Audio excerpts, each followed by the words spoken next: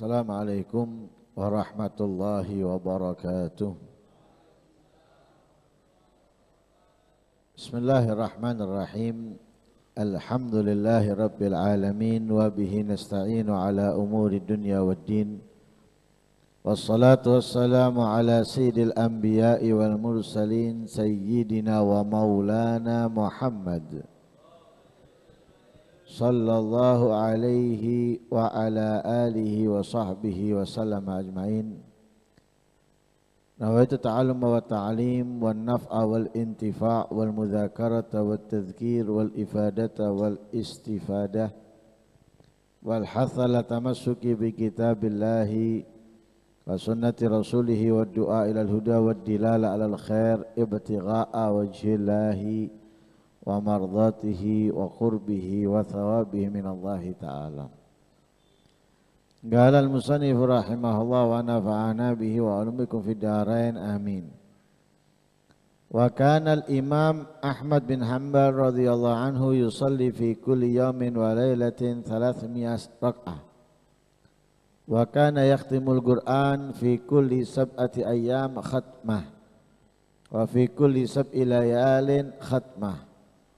Wa kana katsiral qiyam yanamu nawmatan khafifatan ba'dal isya thumma yaqumu ila sabah yusalli wa yad'u. Wa kana radhiyallahu anhu idza jaa'a akhadha kisratan yabisatan fanafadhaha minal ghubar thumma sabba 'alayha al-ma' hatta ibtalla wa ya'kulaha bil milh wa kana aktsaru idami al-khal. Qala al-Fudail bin Iyad hubisal Imam Ahmad 18 syahran wa kana fiha yudrabu kulla qalilin bisiyad ila an yughma alaih wa yunkhasu bisayf thumma yurma ala al-ard wa yudasu alaih wa lam yazal kadhalika ila an mata al-mu'tasim wa tawalla ba'dahu al-wathiq fashtadda al-amru ala Ahmad فأقام مقتفيا لا يخرج إلى صلاة ولا إلى غيرها حتى مات الواثق وولي المتوكل فرفع المحنة عن أحمد وأمر بإحضاره وإكرامه. قال هلال بن المعلى 4 لهم المنة على الإسلام وذكر منهم أحمد بن حنبل حيث ثبت في المحنة ولم يقل بخلق القرآن. Setelah menceritakan tentang beberapa ulama akhirat, ulama yang menjalankan sesuai apa yang diperintahkan oleh Allah dan menjauhi semua yang dilarangnya.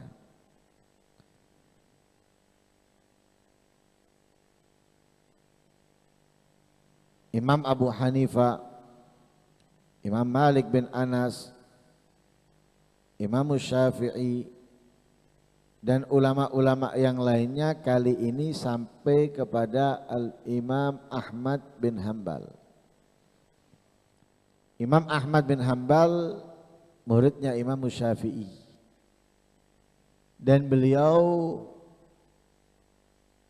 salah satu dari pemimpin 4 mazhab yang diakui oleh Ahlus Sunnah wal Jamaah. Imam Ahmad ini setiap harinya sholat sebanyak 300 rakaat. 300 rakaat selain fardu, selain qobliyah, ba'diyah, duha dan witir. 300 rakaat selain itu semuanya. Itu enggak masuk hitungan. Kalau itu sudah wajar, lumrah. Karena mereka tidak mau meninggalkan kesunahan-kesunahan yang muakkadah yang ditekankan oleh Rasulullah SAW seperti salat rawatib Qabliyah, Ba'diyah, duha dan witir. Karena itu para ulama sebagian mengatakan yang meninggalkan salat duha itu adalah memiliki sifat nifak. Sifat nifak, sifat kemunafikan. Salat witir menjadi wajib di dalam madhab lain, sehingga mereka yang bukan bermadhab itu pun tidak akan meninggalkan witir, karena witir adalah yang dicintai oleh Allah Subhanahu wa taala, dan yang meninggalkan witir itu berarti tidak mau menjadi satu kelompok dengan Rasulullah. Karena Rasulullah bersabda, "Man lam yutir falaisa minna." Yang tidak melaksanakan salat witir bukan dari golonganku. Walaupun sunnah, tapi Rasulullah sangat mencintainya karena Allah juga mencintainya. Yang enggak witir bukan dari golongannya Rasulullah, keluar dari kelompoknya Rasul sallallahu alaihi wasallam. Nah, itu enggak masuk hitungan. Salat fardu, salat qabliyah, ba'diyah, duha, witir enggak masuk hitungan dalam 300 rakaat. Selain itu 300 rakaat. Ya. 300 rakaat dalam setiap harinya. Kemudian menghatamkan Al-Quran di harinya itu per pekan sekali, di malamnya per pekan sekali. Jadi bisa dikatakan dalam satu pekan itu menghatamkan 2 kali hataman di waktu pagi atau siang, juga di waktu malam. Jadi yang dibaca di waktu pagi tidak sama dengan yang dibaca waktu malam. Walhasil dalam satu pekan 2 kali hataman. Kalau bangun malam itu enggak sebentar, karena tidurnya setelah salat isya. Jadi setelah salat isya tidur sebentar. Tidur mungkin anggaplah setengah jam, 1 jam. Setelah itu bangun, sholat, Quran, doa sampai pagi. Sampai pagi, bukan sampai subuh loh ya, sampai pagi. Pagi itu terbitnya matahari, ya, di waktu diperbolehkan sholat baru istirahat sejenak. Istirahat sejenak, bukan balas dendam. Polema bengi tak turu balas dendam, enggak.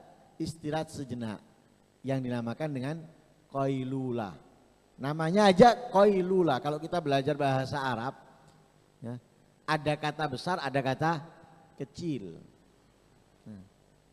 Qalil itu kata besar dari qailula.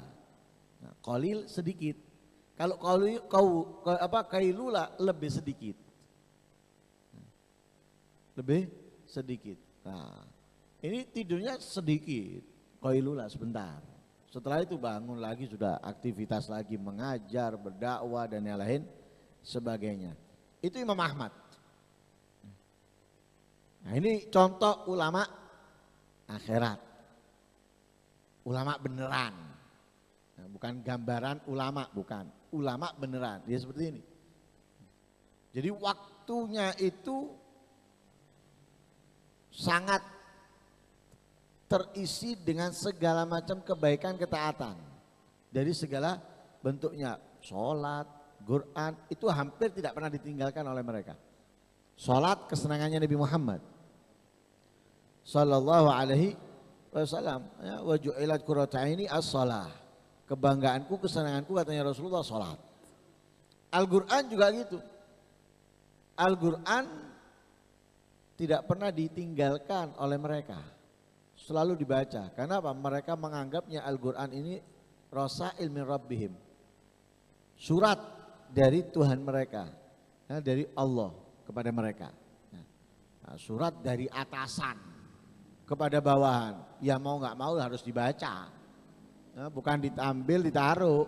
Ya kalau surat dari bawahan ke atasan, oh njok dana, oh njok iki tadi waca didelek. Tapi kalau dari atasan ke bawah, yang bawah mau nggak mau pasti membacanya, pasti. Nah seperti itulah mereka. Karena itu Al-Quran nggak pernah ditinggalkan oleh mereka, dibaca. ya, selalu dibaca, kemudian mereka mentadabburinya dan itu dalam ibadah. Dalam makan, nggak makan kecuali kalau sudah lapar. Tidak makan kecuali sudah lapar. Ketika lapar, bukan kemudian menghidangkan makanan minuman yang lezat-lezat sekiranya makan lahap sampai kewareken, sampai kekenyangan. Enggak. Seperti kita saat Ramadan. Sudah sahur, ketika mau buka menyiapkan segalanya sudah. Ada yang panas, ada yang dingin minumannya. Makanannya pun ya juga gitu. Makanannya ada ini, ada itu dan yang lain sebagainya. Akhirnya makan ini, makan itu, minum ini, minum itu. Akhirnya giginya bermasalah, badannya bermasalah, matanya bermasalah. Terawih, ya. Nyari mana musola yang flash, cepat. Ya. Yang sekiranya 15 menit, 20 menit selesai. Kenapa? Tidak tahan ngantuk sudah. Kepingin melaksanakan tapi ngantuk. Melaksanakan di tempat yang cepat. Pokoknya tidak urus, pokoknya cepat. Mau sah nggak, dia nggak peduli. Yang penting selesai. Ini. Tapi kalau Imam Ahmad enggak, kalau lapar baru makan. Makannya bukan nikmat gitu enggak. Jadi ngambil potongan-potongan atau yang terbuang. Yang terbuang, yang sudah banyak kotorannya itu diambil sama Imam Ahmad. Diambil, dibersihkan dari debu. Nah, belum bosok, belum apa? Belum rusak. Tapi terbuang. Nah, kita biasanya gitu kalau kenyang temen dikasih nggak mau bekas. Ini nggak mau, kita buang. Kadang makan di tahlilan atau walimah nyicipit tok. 2-3 sendok taruh. Buang. Nggak mungkin kan tuan rumahnya kemudian eman ini dipangan, nggak mungkin. Nah. Ditaruh di dapur misalnya yang rewang makan nggak mungkin. Yang ada apa? Buang. Loh itu apa? Tabdzir, mubadzir. Lah orang seperti itu diwarat dulure setan nggak gelem. Awakmu itu dulure setan, nggak gelem. Ngamuk. Loh apa bukan dulure setan? Tabdzir. Allah yang mengatakan innal mubadzirina kanu ikhwanash syayatin. Lah dia ini ikhwan syayatin nggak mau dibilang ikhwan syayatin. Kalau sudah makan ya mau nggak mau habiskan. Kalau nggak mau kiranya kenyang aja dipangan. Jangan dimakan kenyang. Maaf kenyang itu enak. Nggak enak. Masuk kabeh mangan aku nggak mangan. Terus iki luwe ndak enak meneng kon buang-buang. Tuan rumahnya nyesel ngasih karena tuan rumahnya ngasih untuk dimakan, kamu nggak makan. Lu tak makan 1 puluh 20 terus sisai. Kalau kamu aulia jadi rebutan. Lah bukan aulia, dibuang. Kalau ulama misalnya akhirat, oh mungkin orang minta rebutan barokah ini. Kalau bukan, waduh. Tak mau dibuang. Naudzubillah min. Mereka enggak. Apa yang diambil, bersihkan dari debu. Setelah itu dibasahi dengan air. Dimakan dengan garam. Dimakan dengan garam. Apa adanya. Oh kalau kita seperti itu. Dengan banyak alasan meninggalkan taklim. Meninggalkan majelis, meninggalkan mencari ilmu. Banyak alasan. Ya apa, saya itu enggak makan kecuali sampai mungut-mungut dari tong sampah. Sampai seperti itu saya. Masa saya enggak kerja terus ya apa? Wah alasan macam-macam wis. Enggak bangun malam, enggak baca Al-Qur'an, alasannya wakai wis kalau makannya model seperti ini. Mereka enggak ada alasan seperti itu. Sudah ngambilnya dari bawah, kemudian dicuci, kemudian makannya sama garam toh. Nikmat buat mereka.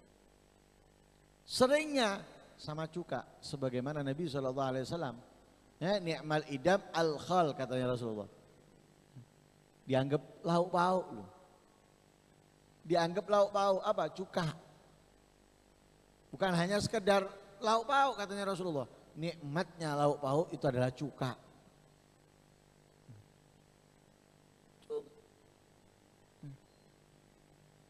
Mereka ini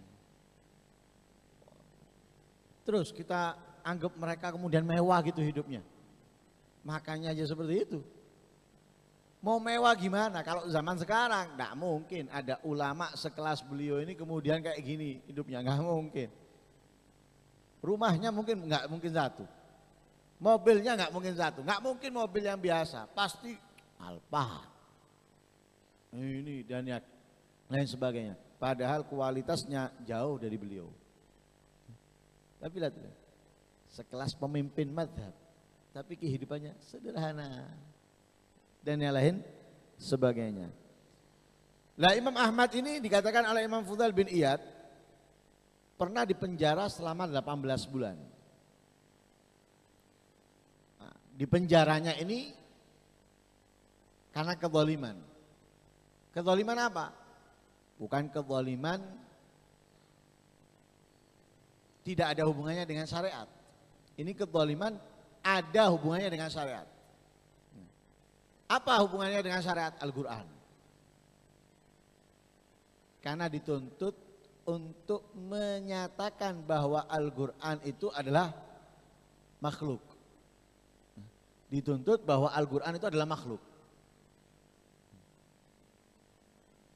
Waktu itu banyak yang terbunuh dari ulama-ulama yang tidak mau mengakui bahwa Al-Quran itu makhluk, dituntut oleh pemimpin, dibunuh, dipenjara, dibunuh.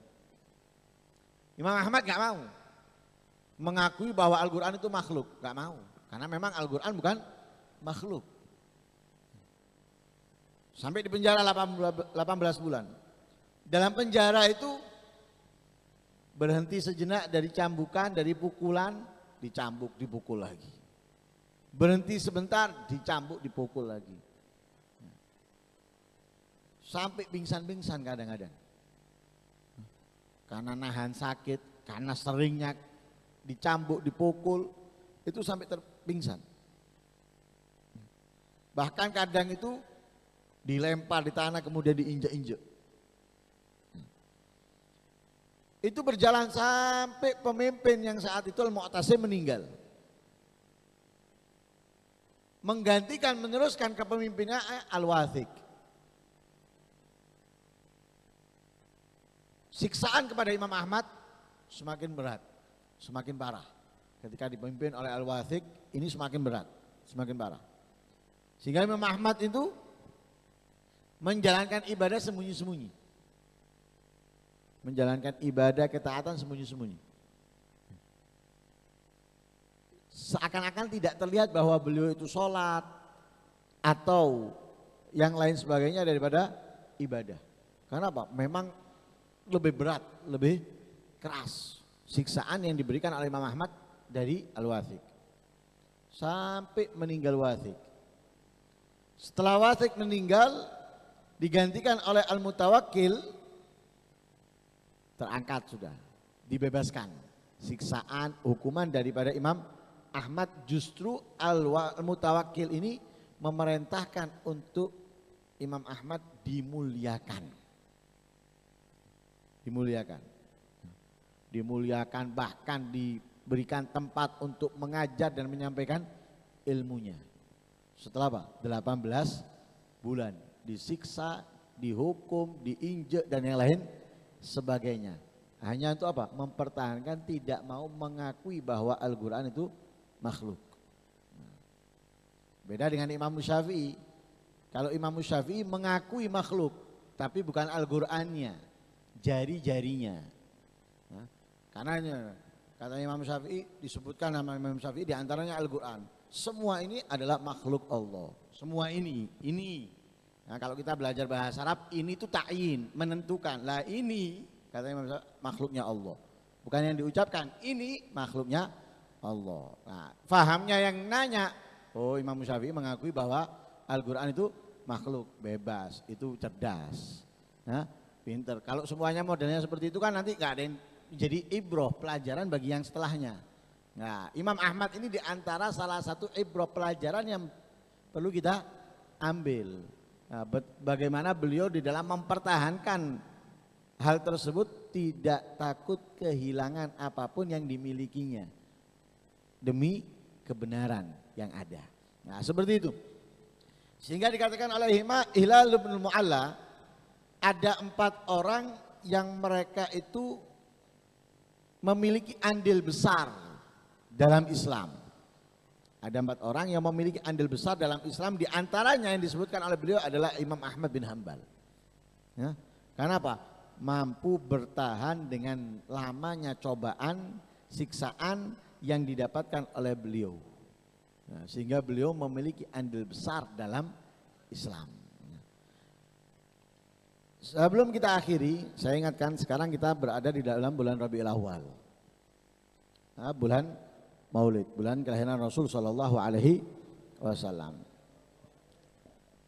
Kita tahu Nabi Muhammad adalah nabinya Allah, utusannya Allah, kekasihnya Allah.